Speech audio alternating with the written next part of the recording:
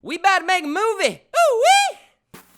People of the internet, welcome to the Rebel Label podcast. As always, my name is Ari Grove, ARII.GROVE. You can find me anywhere on the internet where internet is available. And today we have on the podcast Jordan Fletcher. Absolutely. So tell people where you're from. Hey guys, my name is Jordan Fletcher. If you didn't hear the first time, I'm from Portland, Oregon. Raised on Alberta, to be specific.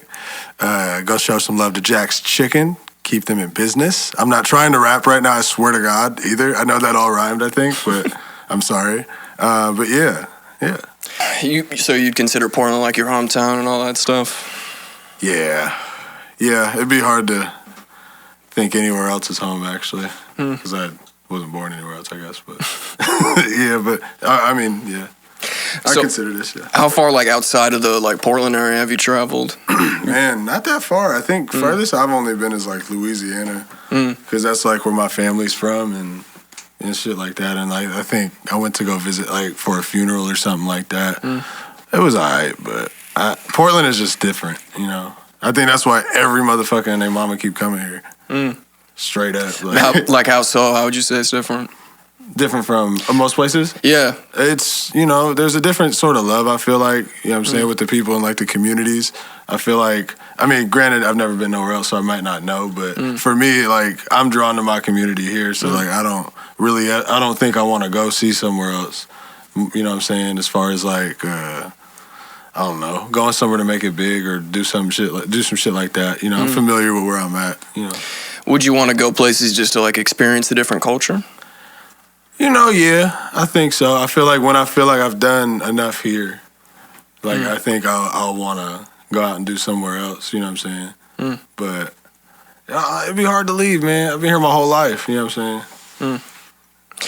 So, what got you started on rapping? Exactly. Because I know we were talking about before this. There's a lot of factors, man. Initially, you know what I'm saying, any nigga, right? I had hoop dreams. I thought I was going to the NBA or somewhere, you know what I'm saying, comparable. That didn't go as planned. And it's difficult because I was 22 or something like that, man. And I was like, fuck, bro, what am I going to do? You know what I'm saying? Niggas is getting their degrees, you know what I'm saying? Niggas is really thinking of making real moves. And here I am asking niggas, you know what I'm saying, do you want an extra iPhone or a tablet with this, you know what I'm saying, working at T-Mobile and shit, nigga, I was lost, you know what I'm saying, and I think I had to have that hard talk with myself, nigga, you're not that nice, you know what I'm saying, you're not, your J's not really all that filthy, bro, you gotta, you know what I'm saying, you gotta look at something else, and so I had always made music on the side and kind of fucked around with it and would freestyle here and there. Yeah. And I think I make little songs and shit in high school or whatever, but then I think I finally started to take it serious a couple years back as far as wanting to put shit out, wanting to have an album and shit like that and have shit where people can kind of see I'm an artist. And I think that transition is very difficult, from not making music at all and then trying to get people to because these people know you, right, at the end of the day, you know what I'm saying? They don't see you as an artist or nothing. They see you as, oh, that's, you know what I'm saying, that's Kendall, and my nigga, that's not, you know what I'm saying, that's who that is. And so it's really important, I feel to remember all the time, you know what I'm saying, this is what I'm doing, and you gotta believe it every day. You know what I'm saying? You can't wake up and be like, I want to have a normal day. I want to, you know what I'm saying? I want to go to the gym. Fuck no, nigga. I don't got time for that. You know what I'm saying? I got shit to do, bro. I got plans. I got goals. You know what I'm saying? So when you were in high school, is what basketball made you not really want to go to college and not take that route? Definitely, man. I was 16 or something, playing 2K, you know what I'm saying, watching basketball all the time, watching First Take and shit, just keeping up on stats, even playing myself, you know what I'm saying, and it was a big part of my life, you know what I'm saying. My dad used to take me to the parks and shit, Irving Park and hoop all day long, bro, so it was definitely just something I knew I wanted to be really good at. And then I think when I was in high school, I started to play, I started to try to take it more serious because I was initially into football a whole lot and like was a wide receiver and shit. Yeah. And then was like, I started to hoop. And then I think after that shit, nigga, I was, let me think. I forgot where I hooped. I think it was Park Rose. I hooped at Park Rose. And nigga, you know what I'm saying? I was cool, man. You know what I'm saying? I was busting niggas on the court, you know what I'm saying? Crossed me a couple little white boys out in where the fuck was it? Out there in Wilsonville. Them niggas was weak.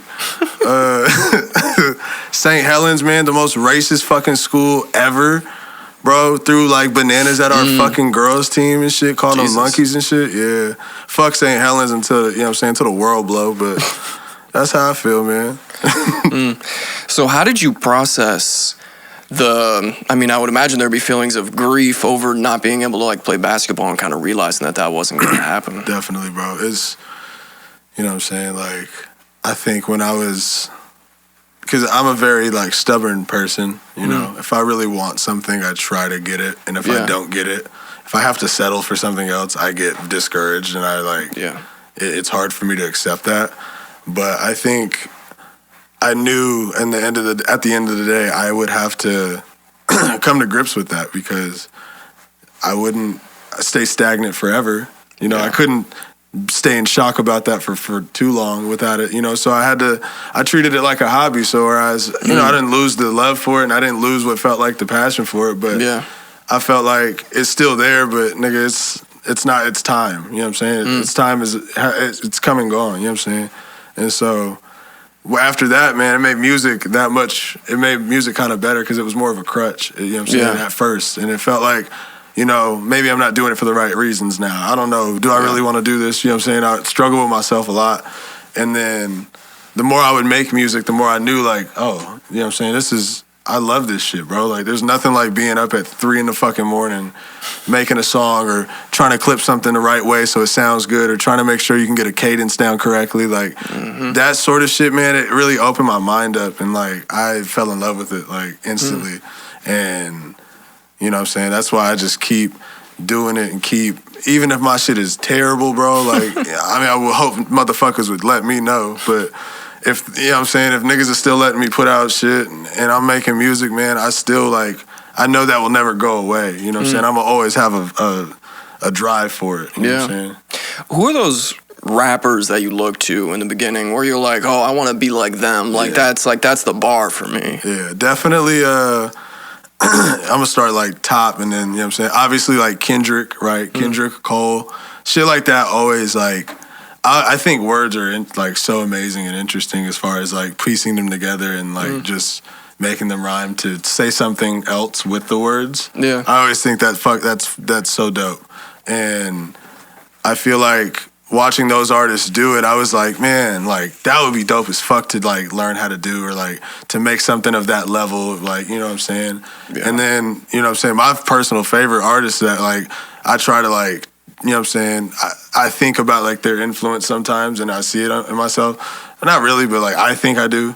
I fuck with Isaiah Rashad, so tough, man. He's definitely like my top, he's like my favorite artist. I wish that this nigga would drop more music, straight up. Yeah, he waits years. And if Zaywap ever sees this, please release some music. We're begging you. It's been way too long. Why Worry was amazing, but my nigga, we need more.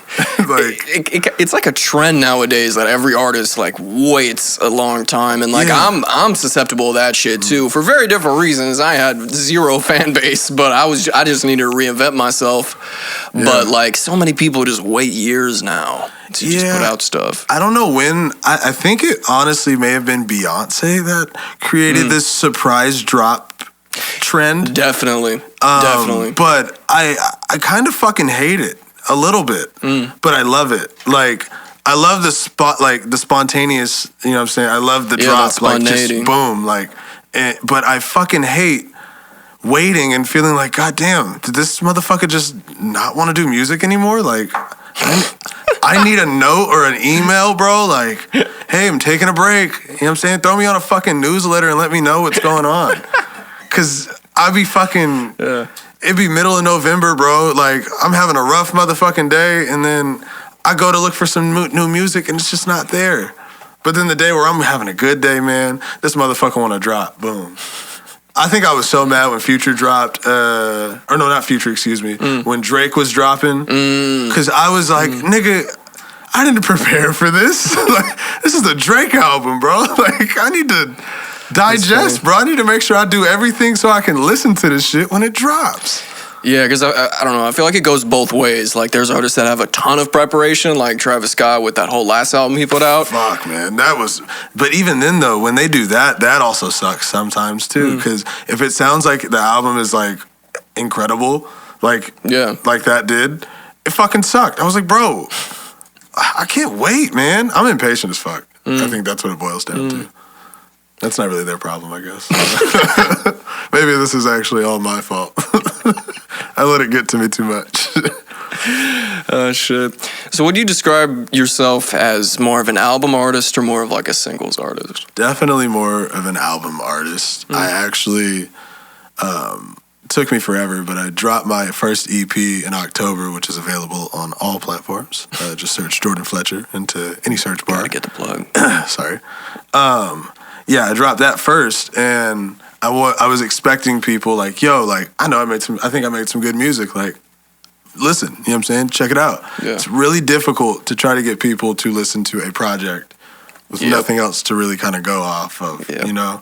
And so that's when I was like, I might need to just make some songs and drop them and do some shit for it.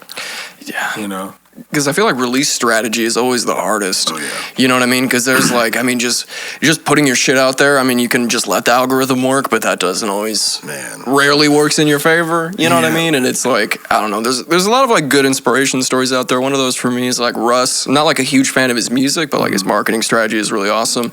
Where like man put out 11 projects and then said, shit, this is not working at all. And he started to release a single a week. And he had like a strategy behind it, do like a video a month or something like that. And he actually ended up blowing up. And he had an album on the side that he knew he wanted to release. And that, I mean, that shit's smart, you know? Wow, that's Russ. I'm stealing that. Was there one event or like sequence of events that kind of actually kicked it in? Like, oh, basketball isn't for me? Oh, definitely, man. I was, for sure, definitely. I was actually like living with my aunt at the time. At this time, man, I was bouncing around. Like when I graduated, like my mom moved in with her boyfriend. At the time, I just felt a way about it, right? So I think I did like what I feel like most kids my age, you know what I'm saying, would have done, and just kind of fucking do anything else but have to deal with it. You know what I mean? And so it put me different places that I had to live, and I was just kind of bouncing around a whole lot. And I ended up living with my aunt. And when I lived with my aunt, this is when I kind of learned that I needed to make a choice in becoming an adult and figuring out, like, either I'm going to do this, you know what I'm saying, or I'm going to try to make music too. Yeah. I have to figure something out. I always knew music was something I wanted to do. I just never wanted it to be over basketball, you know what I'm saying, because I love to hoop.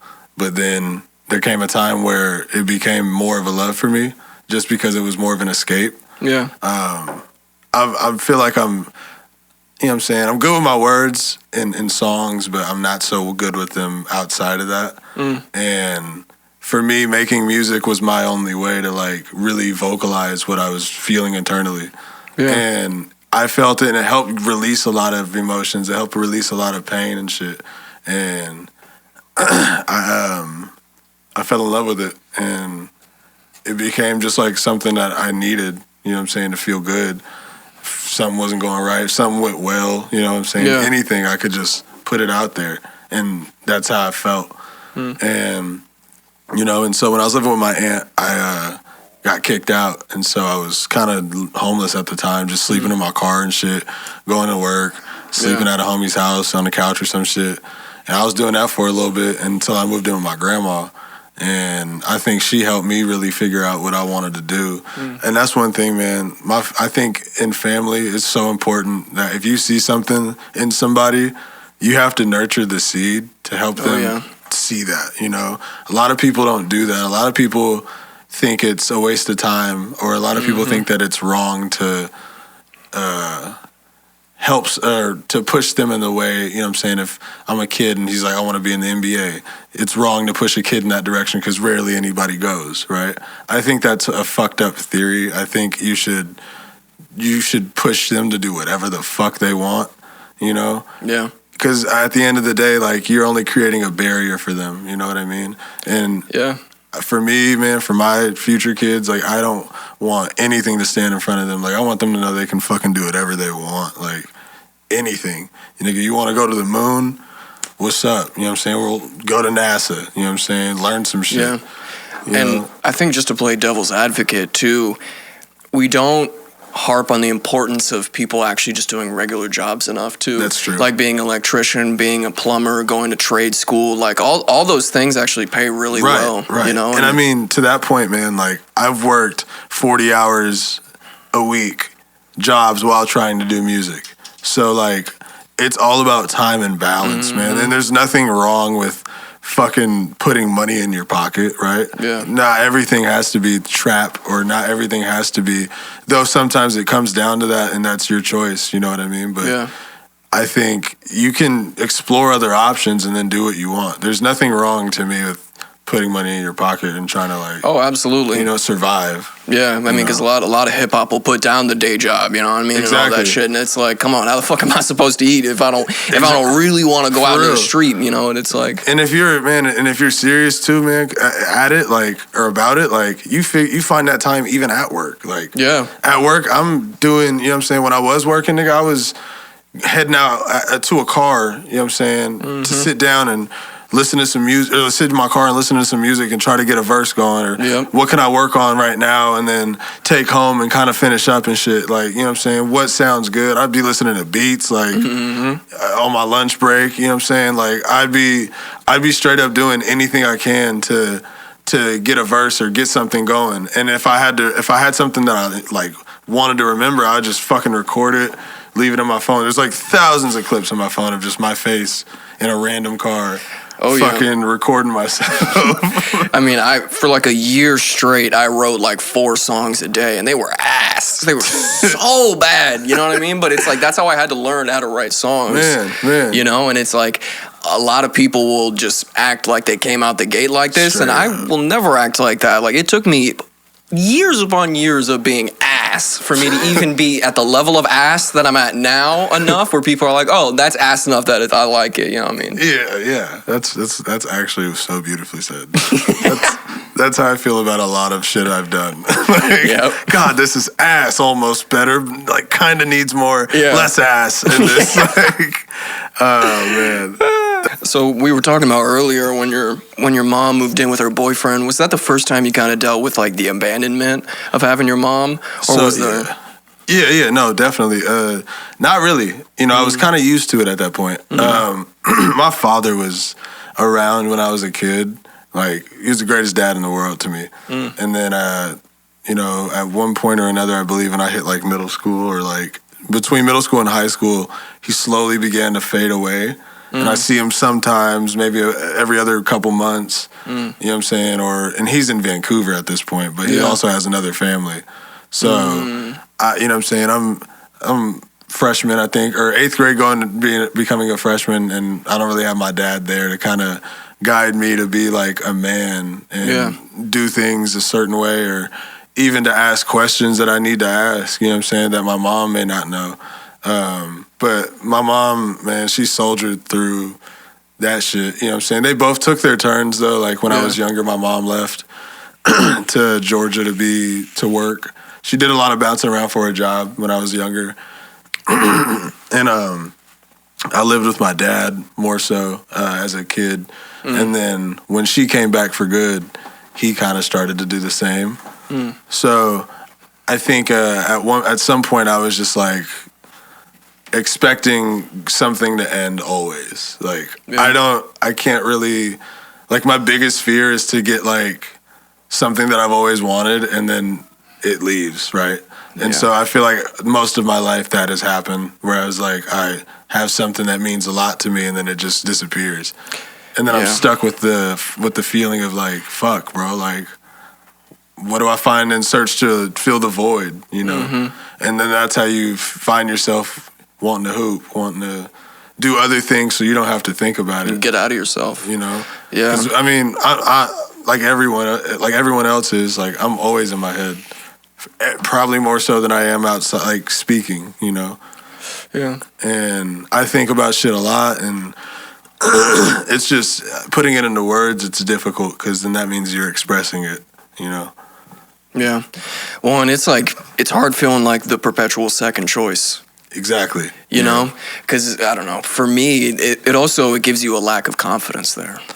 Yeah, I was like, you a bitch ass nigga, bro. Straight up. You know what I'm saying? When this shit happened, man, I was definitely like, man, fuck that nigga. Like, this nigga's a bitch. Like, how do you leave a nigga you created? Motherfucker, I didn't ask to show up. Like, I'm your responsibility. Nigga, like, you know what I'm saying? You gotta do something here. But I've dealt with it for so long, I feel like, that it's become like I'm numb to it. Yeah. You know, and I think that might require just like me being more open about discussing it and like, absolutely. You know what I'm saying? Like talking about shit like that. But I definitely like, I wish I didn't have that expectation that shit would end all the time because of it. You know, I think I've harmed a lot of my relationships too because of that. Oh, yeah. You know, because I didn't know.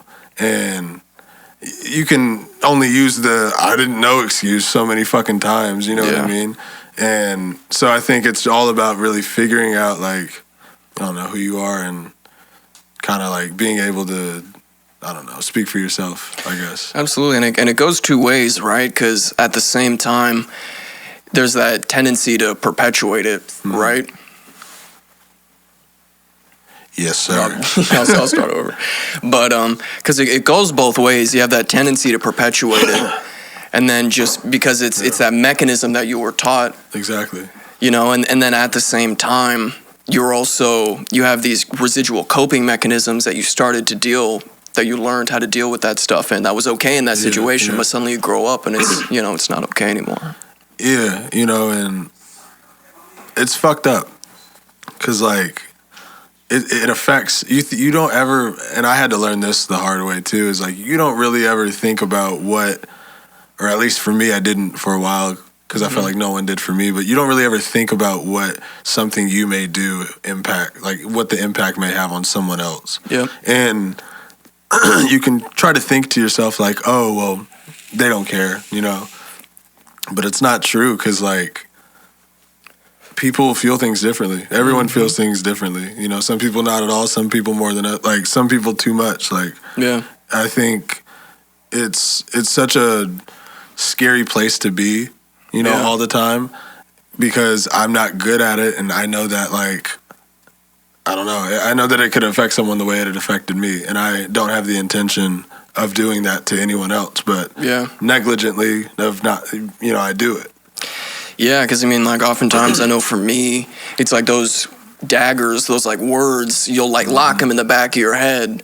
Yeah. You know, and they don't come up until that situation comes up again, and then suddenly you find yourself diving into those same places, and you're like, how the fuck did I end up, you know? Exactly. It's like, how did I, like, what, like, yeah, exactly. Like, when you think of some shit, man, or when you don't think of it at all, like, that trauma just kind of stays somewhere else, you know, and depending on the person, it'll reflect physically, or it'll reflect if you can have a way of expressing it emotionally or some way else. Like, it'll find its way out. You know what I'm saying? That's feelings. Literally, will just like you can't control them at the end of the day. Like, you'll feel something one day and it'll like change. You know what I'm saying? It's just about being open to it.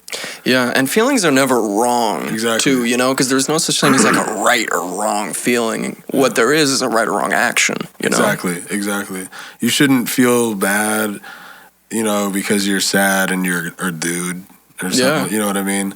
Shit. That's why I made my last song, "Toxic Masculinity." Like that one, you shouldn't.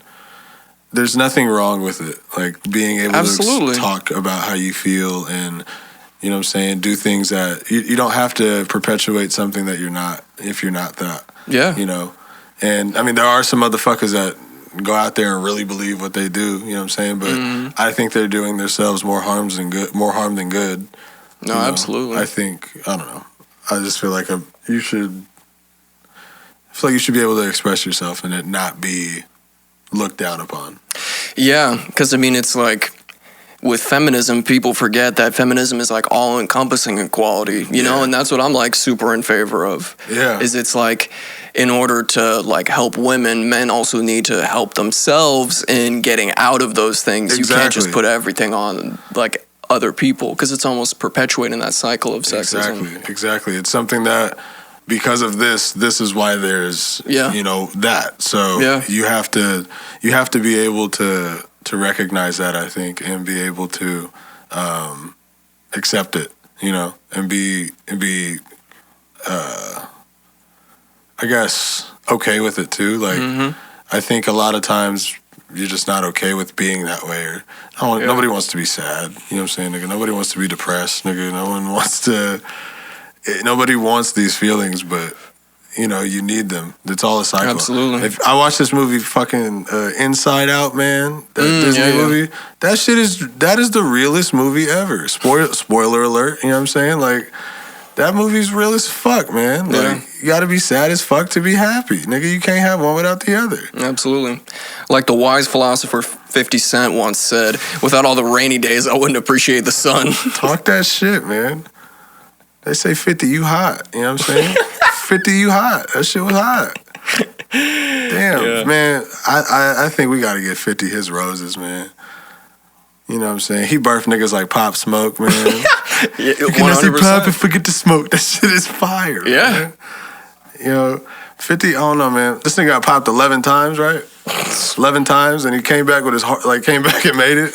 That's some shit, man. Good for him. Can you imagine a nigga you tried to kill? Coming back, resurrecting like Jesus on the third day, but it's just 50? It's fucking 50. It's 50, and Lloyd Banks and Tony Yayo. All assembled, bro. Yep. Like the super crew. Again, man. Everything goes back to Infinity War, bro. Exactly. The greatest crossover ever. Infinity War is the greatest movie cinematically ever created, in my opinion. When I ain't gonna cap though, man. I went to that movie theater and these motherfuckers went crazy for Captain America, right? Like when the nigga popped up, niggas was like, "Whoa!" Some nigga when Wakanda was pulling up, I was like, you know what I'm saying? I heard the drums and shit come in. I was like, oh shit, nigga. And then they showed like the Black Panther shit, and I was screaming in the crowd, nigga. And I'm thinking like, cause I'm so loud, it feels like everyone behind me is got the same energy. But it's just you. Motherfucker, it was just me standing up, going crazy for Black Panther. Man, white people looked at me a different way after I left that theater. And I looked at them different too. Cause why the fuck didn't you say anything? Black Panther is ultimately better than Captain America. Yeah. White boy in tights and a shield. Get the fuck out of here, nigga. It's the laziest superhero idea I ever heard of. Yeah. No, man. Fuck that nigga, man. Nigga's not even tight. You know who his partner is, bro? Clarence from 8 Mile. These are the niggas I'm listening to? Are you telling me the truth? Oh, shit. Man, come on. Get out of here, dog. Anthony Mackie. Ain't no nigga with the last name Mackie gonna tell me shit. Oh, my mama, man. Swear to God. So, with all these like protests going on outside and all that, did you participate in any of that? Or oh, yeah, definitely. I actually quit my job a few days ago to full-time be a part of the protests. So, as far as just making sure the people that are marching get to each location safely. Nice. And just making sure shit stays peaceful. It means a lot to me, man. Like, I see shit like that, man. And I worked in Beaverton, right? Like, with old white people that don't understand what privilege is, you know what I'm saying? Because to them, it's a normalcy. And it's like, well, this is how it's supposed to be because it's the way it's always been. It's not true. Like, you know what I'm saying? There's people have done wrong for a long time. You know what I mean? That doesn't mean it's correct. Yeah. And I think when I realized it, man, we had a Black Lives Matters meeting at work, and I was the only black guy in the room. And I had to listen to, white men tell me, like, oh, we support you, and, we're here for you, and, we're doing one-on-one talks all week long if you want to discuss what it's like. or if you want to discuss what's going on, and I'm like, so you want me to talk to you about being black for an hour, like every week? Like, I'm not gonna do that at all. No. First of all, secondly, why am I the only black person here? Because there's only two people in that store that are black, including me.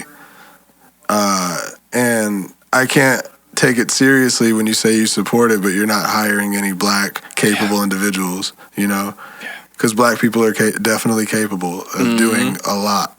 And then they make you the fucking figurehead of it all. Exactly. You know, and make you the person that has to be the spokesperson when it's like, come on. Like, yeah. And I think it's very disrespectful to offer, I don't know, sort of like a consolement to someone that's dealing with something like that. One that they don't really understand or have never tried to understand. They're only talking about it because everything on the news is in regard to that. Yeah. Otherwise, they'd be going about their day like they typically do. Oh, completely oblivious. Exactly. And so I just think it's a bit fucked up, you know? Yeah. And so that's why I was comfortable with leaving. That's why I was comfortable with using my voice in the streets and going out there every day and, like, you know, because I was working and shit, and then I was like, fuck it, I'm just going to do this full time. So I'm just there at every protest. Oh, it's awesome. Screaming, you know what I'm saying? Black Lives Matter until some shit change, because we can't keep killing our brothers for no fucking reason, man. Amen to that. And you can't keep motherfucking lynching our brothers and sisters. And calling it suicide. Yeah, you know what I'm saying? It's crazy. And it makes you really show, it just shows you, like, police don't really give a fuck, bro. Even if it was suicide, bro, right? And it's fucking not. Like, I completely understand that. But even if, like, I'm giving them the benefit of the doubt, even though they're fucking wrong, you know what I'm saying? If they, even then, do something, like, look into it. You know what I'm saying? These motherfuckers just write it off. Nah, man. I mean, they found a protester because of her shirt. They tracked it to Instagram, then tracked it to Etsy. And then from Etsy, they were able to find, you know, and it's just like, if you're able to do that over one protester that had a full mask on, you know what I mean? There was only like a few videos, like, really? Yeah, that's a bit excessive. They got some, I'm telling you, there's some extra technology out there they ain't telling us about, man. These motherfuckers doing some weird shit. Well, it's that, like, freedom of information that's a killer. Well, and there's something about, like, I heard, like, they're trying to pass a bill, like, where everything online becomes, like, a part of, like, the government, essentially. Yeah, when they're able to keep track of people easier. And it's like that's why, like, I love everybody being able to have access to the information, but we're so inundated that we're giving away so much information that we don't realize that is being able to track. Like a really good example of that is the Juneteenth rally, or not the Juneteenth rally, but the Trump rally that Trump was holding on Juneteenth. Yeah. And then a bunch of people said, let's inundate the site, let's all sign up for it, that way nobody has tickets for it, which on the surface I was like, that sounds like a great idea, you know what I mean? And then I actually read this article on it. But then they're paying them. Well, no, what ended up happening is that essentially Trump now just has a massive database of people. You know, you're just giving the Trump campaign more information. You're giving them more, you know, access to who you are as a person, so they're better able to, you know, it's like put you in that box and all that stuff. And it's like, you know, and then that's the thing, there's always that double-edged sword.